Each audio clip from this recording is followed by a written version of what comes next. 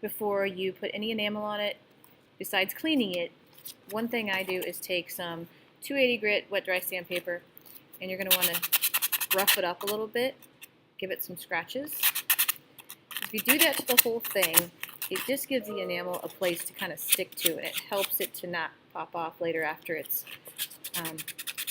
cooled.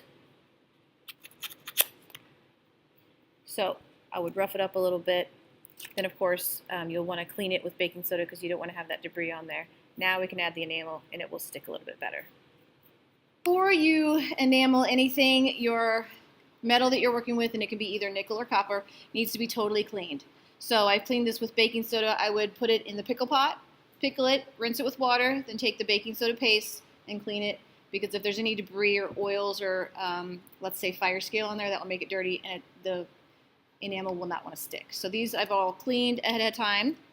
If we look in here at the enamel, this is just a color, and it is called turquoise. It's transparent, which means that you will be able to see the color of the clay through it. So it's important to kind of read what color it is, because this one's transparent.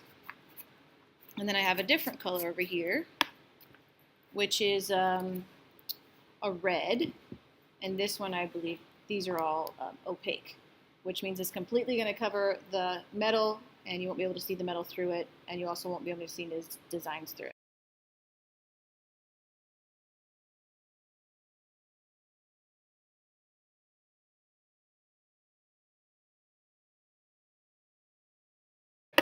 So if you simply want to use just one color, first think about if it's going to be jewelry and you need a hole in it, you got to put the hole in there before, so I just drilled a hole. If you try to drill a hole through the enamel, it will crack because it's glass. So always drill the hole before, do any texturing before, any stamping. This is a trivet, so after you put the enamel on there, you don't want to be handling it, so always put it on the trivet to do the work. That way you don't have to pick it up with your hands because it's very delicate and fragile. I've got lots of these little sifters. There's some small, medium, large ones. You have to put the enamel through the sifter to kind of shake it on. And then when you're working, always put some paper underneath because this stuff is expensive. So after I'm done shaking it on, any extra that I have, I'm going to put back in the container. Okay, let me show you just simply how it works. If I just want to use one color, I'll take it and just sift it on there. So you see I'm just using my finger and just tapping it on there. And I want to put enough of a layer, and yes, there is a draft. I can feel it. That it's going to be a good thick layer of glass. So one color, that's simply how it's done. Take the extra, put it back in here. You can see that I've got a nice layer on there. If I'm ready to fire, this goes on here because that's actually what I lift and put into the enameling kiln. And then now that I've got my one color that I've used with this paper, now I can just take it and make a little funnel and put any extra back. Okay? Otherwise, you're going to go through a lot of enamel, and like I said, it's expensive.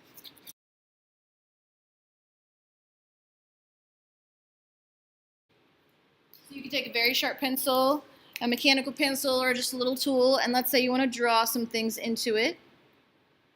You could certainly do that, okay? And so then obviously the metal is exposed and you've got some little lines in there. So that's the Sgraffito technique.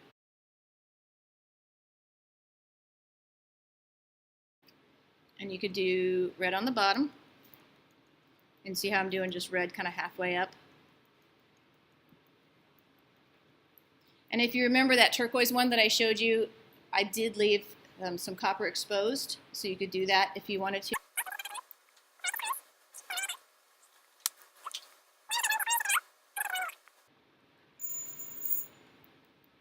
So I've got orange on the top. You also don't want to be breathing this stuff, so if you're downwind and you see that the dust is coming, maybe move directions.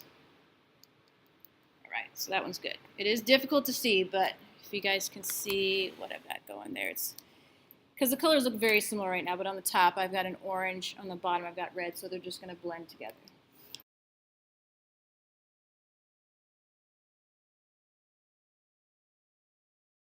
I'll pour it out so you can see it. Okay.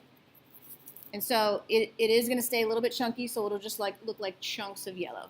So if you wanted to take a few of those and add them in, you could. It's going to stay chunky.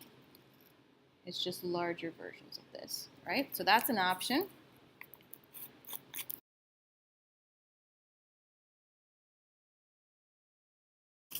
This is glass as well. So if you want to just take a couple of these, you could, kind of sprinkle them, or if you want to take the tiny tweezers and maybe kind of like make some shapes, you could. So that's glass. All right, let's look at the glue. This is a glue that is specially for enameling and cloisonne works. Let's say I want the rest of this copper because it's hammered copper. You can see that I've got a hammered texture in there. And I just want maybe like a few stripes of color. To get the enamel just in one certain spot, you can take this glue and just kind of paint on a design. You don't want too much of it. Alright, that's plenty. Wash that off with water. Now. This is the transparent turquoise. Get a good layer. It's obviously sticking to the glue. And it's going to stay on the glue. Put the extra back. Then, hopefully what you can do is just shake the rest off. Okay? Then I can get some specific designs and some specific shapes.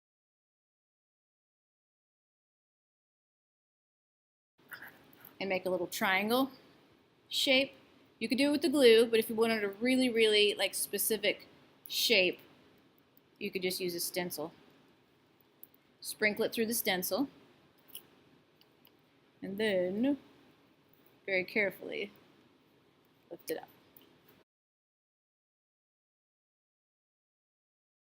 We good there? Okay. All right, so you can see that the temperature of the kiln right now is 1,872 degrees. 1,800 degrees is actually a little bit too hot for enamel.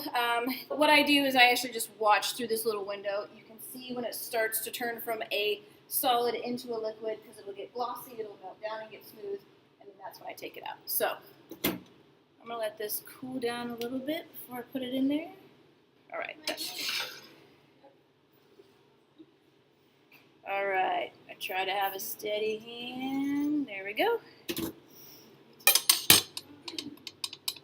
Woo. Okay. Ooh, yeah, we're getting there. Okay, so if you look in here now, it is glossy, so I think I'm going to take it out. Then you do not want these things cooling too quickly because it can go through thermal shock and that can kind of repel and snap off of it. So I always let it cool on top of the kiln. There's heat coming out of that little hole, and then slowly we'll kind of move it further away from the heat, and then eventually we'll move it over here. It turned black, okay? But it didn't, it's just because it's so very hot right now.